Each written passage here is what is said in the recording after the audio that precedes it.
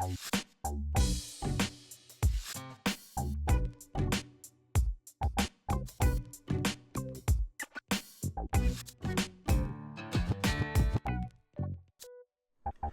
I'm Chris with the Mobile Internet Resource Center, here to give you an unboxing and our first look and first impressions at another new product. And today it is the Cradlepoint COR IBR900. So this little mobile cellular integrated router first came out back in February 2017, so it's been out for a while now. But we're first getting our hands on it now. We've actually bought it at retail so that we can test it and compare it with some of the other devices we're looking at, in particular the latest Pepwave MAX BR1. We want to compare them because we've had a lot of people ask us about this device. It's got, on paper, a lot to offer, but it is pretty pricey. So I'll show you what we got in this box. Taking our first look at it. Clearly the target market is for M2M and IoT networking. That's mobile to mobile, or machine to machine, and Internet of Things networking. This typical market for this would be having this installed inside things like inside a red box or inside a police car. Cradlepoint doesn't really focus on individual users or RVers much at all, but the capabilities have drawn a lot of people to this, and we've had a lot of our members say really good things about using this. Let's see what we got in the box. Ooh, it's tiny. So, first look at this. This is the IBR900 box. You see it is quite a small little metal box. It's very rugged, designed to be in kind of rough environments and take a lot of abuse. We have on it, on top, on the back here, we've got two Ethernet ports, a LAN and a WAN port, and they are gigabit Ethernet ports.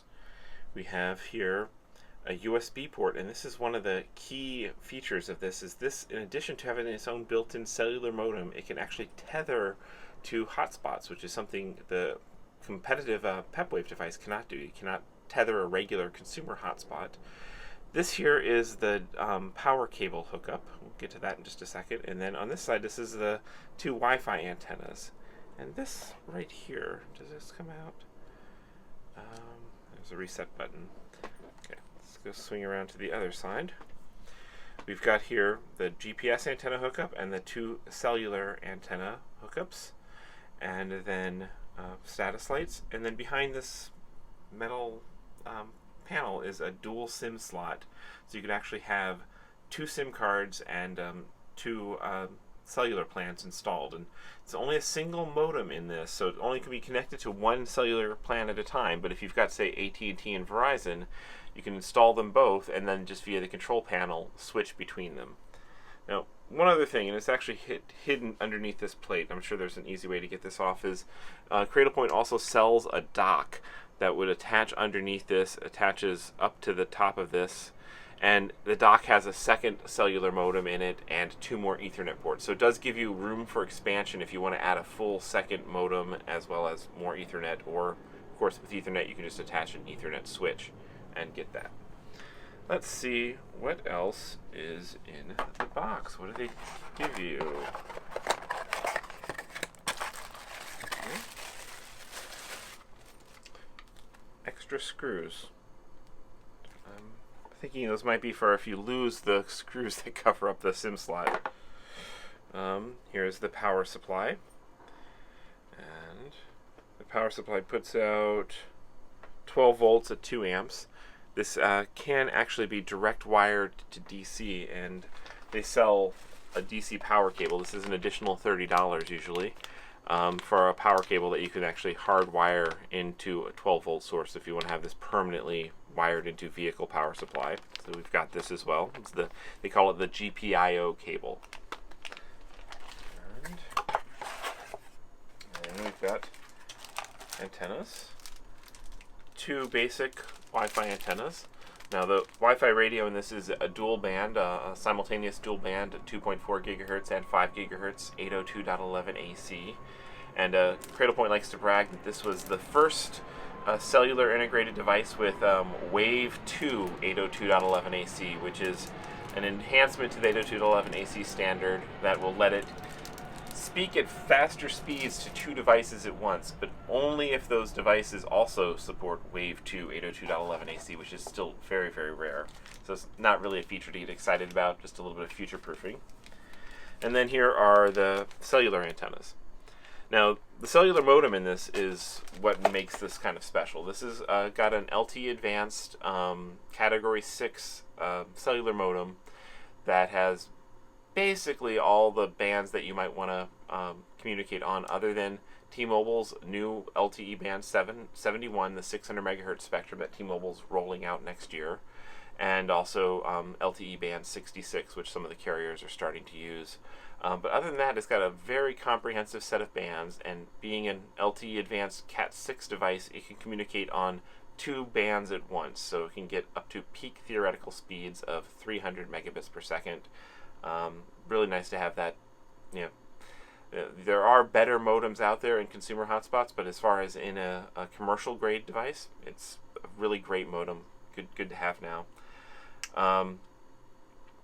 The Ethernet ports, gigabit Ethernet ports, USB port, cellular, it all adds up to quite a nice package here, but it does add up in cost. So it's $8.99 just for this. Comes with the antennas. You can get it a little bit cheaper if you opt not to buy the antennas. I think it's $30 less from 3G Store if you buy the bare kit, no antennas, and then add something like a mobile mark on the roof as your antenna setup. For $200 less, now we've got the competitive device here.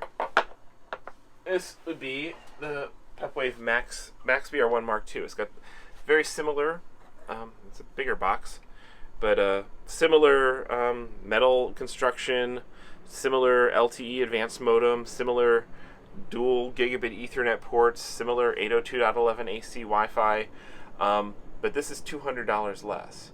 This is main advantage. It's got the USB port, has the option for the cradle to expand, so maybe a bit more future-proof. It has theoretically more internal throughput and support for theoretically faster Wi-Fi. So we're going to be comparing these two devices and seeing, for people who've got demanding needs, what's more interesting from the RVer's perspective. What? Cruisers. And, well, yes, and cruisers. These are also really great devices to build a boat network around, an RV network around, or even a home network around. And we're going to be seeing how they compare. Now, so we are going to be comparing these devices, and as always, we kind of focus giving our results in depth comparison to the members who support us over at the Mobile Internet Resource Center.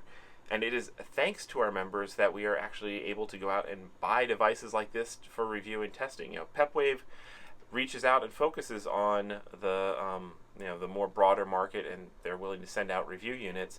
Cradlepoint doesn't do review units. They focus only really kind of on the enterprise market, where that's not a thing. So we had to reach out to this and thank our members for enabling us to do that sort of testing.